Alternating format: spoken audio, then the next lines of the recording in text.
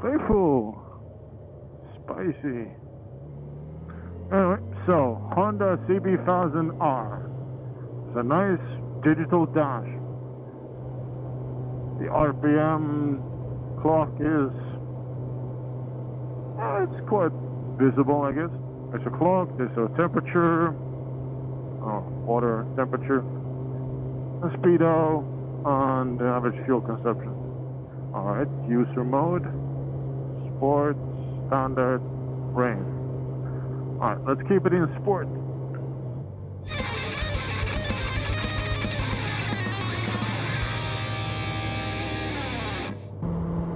It's pulling nicely here. It is a naked bike, you know, I feel the wind straight on my chest straight away. Trying to rip me off the bike. See what it does. Fourth gear, 90, 100-ish kilometers overtake. There isn't much happening after 6 grand, 5.5 grand. The seat to foot peg ratio is quite okay for me. Tank is, you know, it widens quite fast after my knee. You can see my knees are here. It feels like this part here is quite thin. Alright. I was wrong. It's definitely pulling.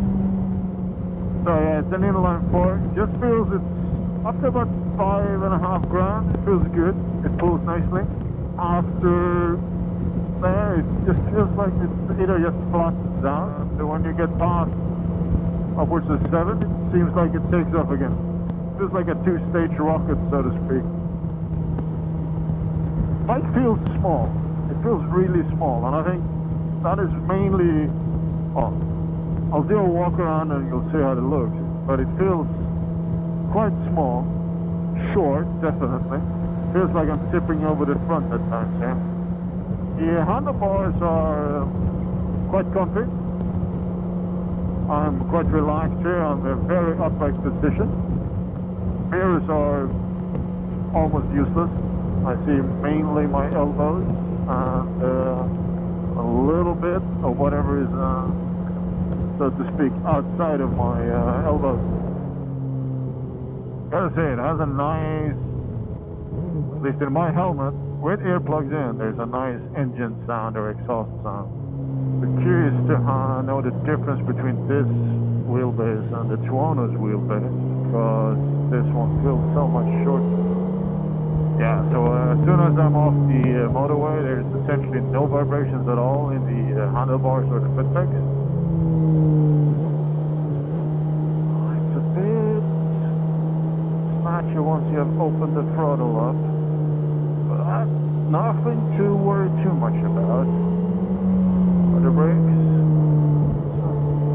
early bite, but not too distinct. So, but definitely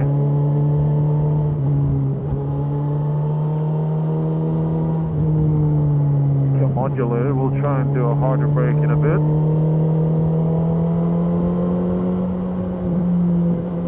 Feels very nice in the twisties, that's where it should be.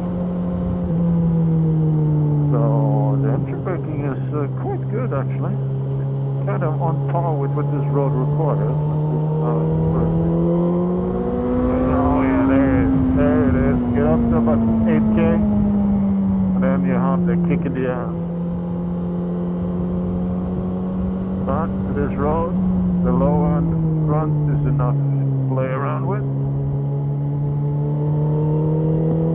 I gotta say, I actually quite like the bassy feel of the exhaust note. I feel it in my body more than I actually hear it. Good work. Oops. Let's see, no one coming in the other direction. Let's go. Very nice in the twisties.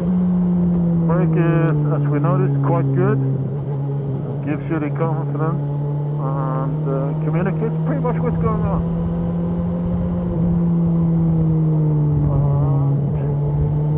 Once you're kind of in the lower rev range, the gas on is not as abrupt as it was. If you're a little bit, with the rev range and you go back and forth. Oh, it turns itself. Oh, it feels fun.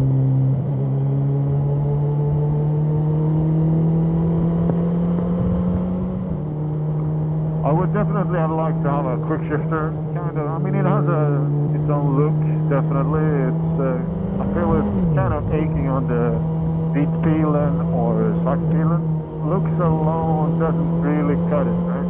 Today you would expect on I actually call it a higher end bike. I mean, it's not up in the super naked class, but still, to have a quick shifter.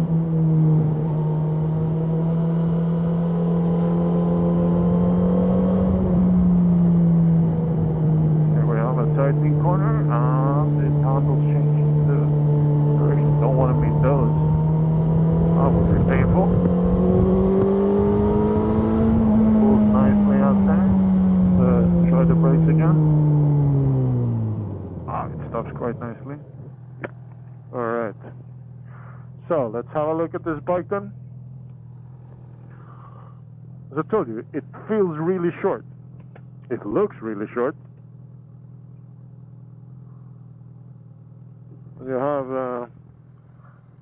Sokitsu brakes, and we're on Batlax S21s right now. Let's hear the sound. Very nice exhaust note. Not much else to say, I think. I mean, otherwise it's quite a classic look.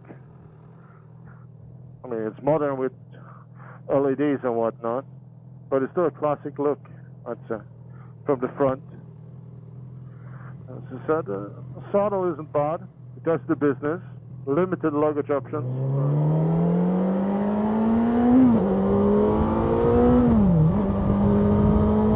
It pulls nicely from a slow start.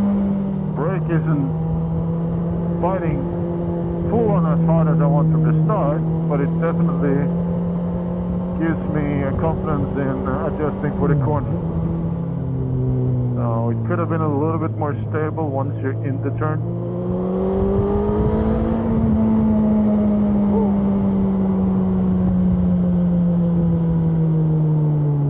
Let's see. You don't have to pull much on the brakes for it to slow down. It is a little bit too eager to change direction once you're in a turn, I'd say. Yeah, I gotta say, I mean, I do like the different design on the aesthetic side, but as a fun bike to not do trips on potentially, you could, of course. You can do that on basically any bike. But just to get out, have a good old fun time, you know, you can't really go wrong with this bike.